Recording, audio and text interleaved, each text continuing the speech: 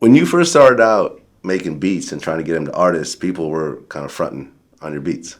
Nah, I never did that shit. I wasn't coming off as a lame. I was just kind of like, yo, bro, I'm a videographer. If you need videos, I'll shoot your shit for free, bro. Just fuck with me. I was just trying to like get in, bro. Like, I was trying to build my empire, and I was just doing whatever I had to do.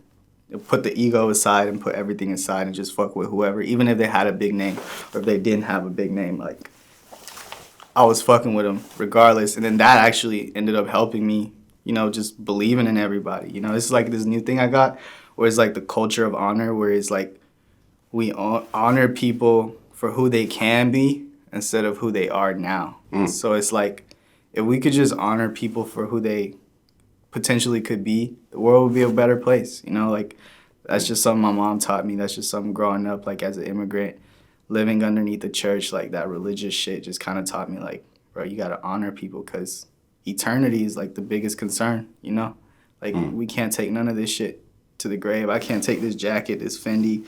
All that designer shit's cool, but I can't die with that. It's like, who did we help out? How did we impact society? And what did we do today, bro? Absolutely. So as you started to kind of build up and kind of network your way through, the Atlanta hip hop scene, this was, I guess, early with like Pee Wee Longway and I used to edit all those videos, bro. Like people don't understand my video catalog is actually crazier than my production catalog. Like I was editing. You put it all out or no? Yeah, but I did it just to do it. Like I didn't worry about credits. I actually went under another alias. This was like Gold Visions Production. Like I was really trying to do this video shit for real because I knew my beats weren't that hard. So I was like, man, I'm kind of chill with this editing shit. So might as well run it up with what we got. Okay. So your first big hit was that Water? No, it was, my biggest hit was Water, but my first like on the scene hit was Trust Me Danny by iLoveMakonnen. Okay, yeah, he was the first one to really that was with you. Yeah, that was right after Tuesday, but Makonnen was fucking with Hoodrich, who I was interning for at the time, with like DJ Spins, Rip, and Nate, Mixtape Kitchen. All of them were like fucking with Makonnen. They were just, they're just around everybody. Like my manager bought Makonnen his birthday cake before Tuesday. Like we were just chilling, like making music with whoever was fire. So Makonnen ended up right after Tuesday. He drops Trust Me Danny, which was my name. Everyone's like, who the fuck is Danny? And it said Danny Wolf on it. So that was my first like biggest scene shit. Like I don't know, that just helped, bro. Like imagine having the biggest single and then the next song they drop after that has your name. Right. Well, and Trust then Me DJ Vlad. Right. And I just looked. Trust Me Danny's at 3 million views. Yeah, it's not that crazy. 3 million is not a lot, but I mean it did 3 million's a pretty good amount. I mean, trust me on this. Like, 3 million. Most artists never get to 1 million, much less 3. But true. Yeah. Okay. So, well, not only did he have a huge song with Tuesday, but he's also signed to OVO. Exactly. Which is at the time, I mean, still a very hot label, but at the time was on fire. Yeah, and then Drake was doing that whole Trust Me Daddy shit, so everybody had already known it. So he was saying Trust Me Daddy. So Makonnen just switcheroo. Puts Danny in it. That's where it came from. Changes it. Everybody instantly already knew it because of Drake. Now it's like, oh, everybody's thinking Drake is saying Trust Me Danny. So it was like some psychological shit. I didn't know what was going on. I was like 18, so I was like, fuck it. Okay. Why did Makonnen leave OVO? I don't know, bro. I dead ass don't know. He was just, I never asked him. It's just some crazy shit with him, I guess. It was just some personal in between him, but that shit got to do between him and Drake, really. Okay. I was just a producer. I was like young as fuck, so I was just trying to get beats to Makonnen. Well, then afterwards, after leaving OVO, he comes out as gay. Yeah, I've been knowing he was gay. So everybody knew he was sweet like that. Everyone knew he was gay. Yeah, we all knew he was sweet, but that's my bro though. Like I said, it's culture of honor, bro. Like if you suck dick, you suck dick. That's your problem, bro. Just make sure the music shit got music. It's music. I mean, it's not really a problem. It's not a problem. I'm saying that's you. Like, what you got to do with your personal life got nothing to do with these beats. Unless you rapping about some gay shit, then we might have to. Okay, so he never did that. Nah, hell no. But really, why not though? I mean, if that's really his truth. Yeah, I think that's where it was like the biggest like headbutt with like, you know, other rappers and shit, because I can see why, you know, he's talking about like trapping and shit, and then you come out saying I wasn't really about that shit, which he was. Yeah. But at the same time, it's kind of like, are you with the shits or are you living a different type of life? So Well, you could be gay and trapping. Like, I mean, you know, those two are not. yeah, mutually it's exclusive. rare. It's just at the time when it happened, it was just kind of like weird. Now people are more open minded, which is good because, you know, the gay community, you know, like shit. I mean, that man really helped me out. So I have nothing but respect for the gay community. Right. Well, and he was, I guess, in a relationship with Lil Peep, or there was something going on between them. I don't know about that. I stopped talking to him after about a year and a half ago. We haven't really like linked up in a minute, but Did you ever work with Peep?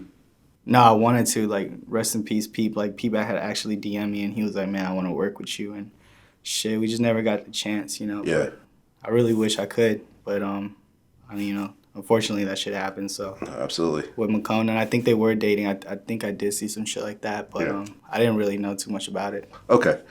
So you go and have, you know, Trust Me, Danny with Makonnen, and then does the Ugly God song come after that? Nah, like I did so much shit before that.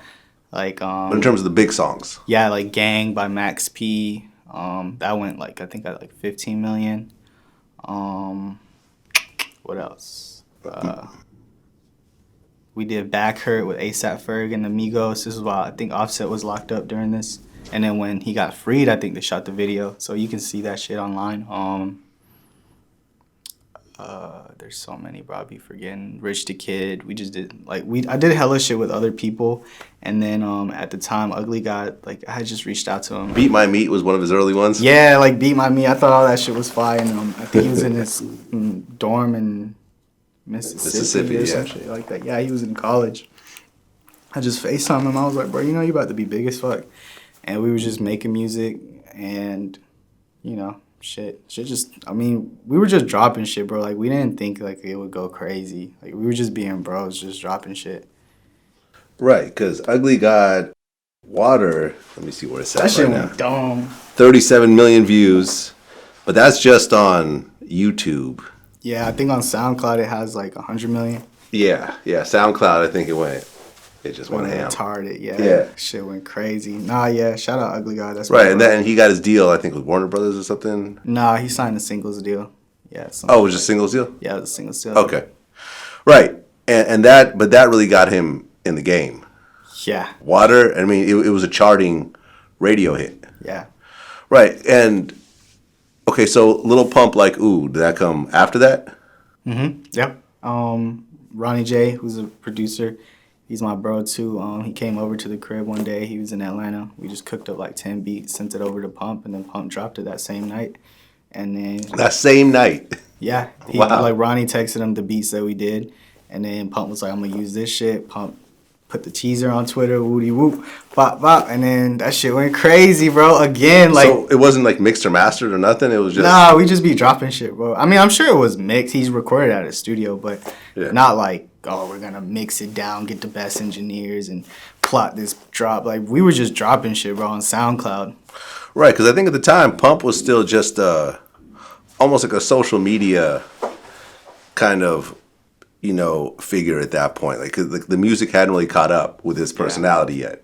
Like, you know, he was doing like fuck J. Cole and stuff like that. It was like, yo, what the fuck? Like, what is this? Like, it's like the worst. It's the worst diss track ever. Like, you know what I mean? And Shit was funny though. I don't think anyone was really looking at him seriously. And then I think like Ooh dropped, and then it's kind of started a whole thing. Like, I think it was just a lot of the songs that he was dropping, but I think Flex Like would definitely help, and I think Cole Bennett helped out a lot too. You know, the video being on his channel and stuff. Yeah, like Cole, Cole shot a lot of Pump shit, so I think, you know, it was a lot of people that, you know, helped out the whole building process.